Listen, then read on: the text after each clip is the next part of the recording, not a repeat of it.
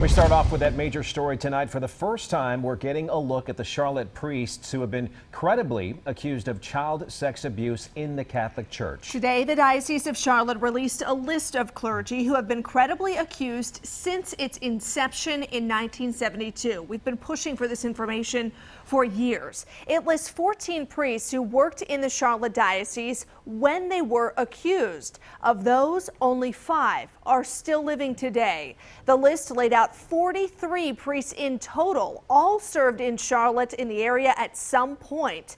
The accusations against the priests were deemed credible through either findings by the diocese's lay review board, law enforcement, or a review into the diocese's personnel files.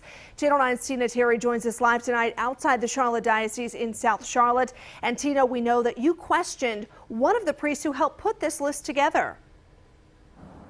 Yes, Father Patrick Winslow and others here at the Charlotte Diocese are hoping that this list gives validation to those victims who suffered through this abuse.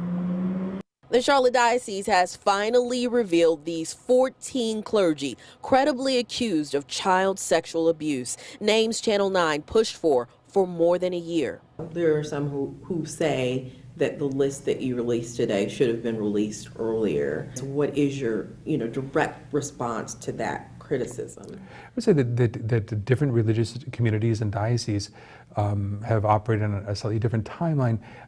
We're certainly not the last to do this. When they finally decided to release the list, the diocese asked an outside agency to help investigate decades of records. They found all 14 clergy were long ago removed from ministry or died before allegations arose. They say the sex abuse allegations peaked in the 1970s, but dropped sharply in the 2000s as new protections were put in place by the church. Former Ballantine priest Robert Yergel is one of the more recently accused. He was assigned to St. Matthew Catholic Church in the late 90s, and in 99, he sexually abused a 14-year-old altar boy. In 2017, the victim's family told Channel 9 they still battle both guilt and anger. God said, "Bring me your children." He didn't say, "Bring me your children so I can abuse them." And that family claimed that the diocese here tried to cover up that abuse. They ended up suing the diocese, and that ended in a settlement.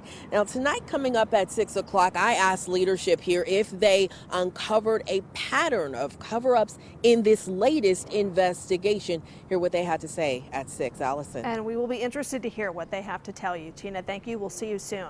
Advocates call the list welcomed and long awaited, but they tell me it's missing so many names. Earlier this month, the diocese announced a man in Pennsylvania came forward with claims Father Pat Haar from the St. Matthew community in Ballantine sexually abused him 25 years ago when the accuser was a child. Today, we asked why his name was not on the list, and they said that accusation is still under investigation. But Haar's name is one of many priests the church watchdog group Bishop Accountability claims the Diocese of Charlotte failed to mention. Founder Terry McKiernan told me today that information is crucial for transparency and the safety of children now and in the future. These are supposedly men of God who are assaulting children, and this is something you really ought to try to get right.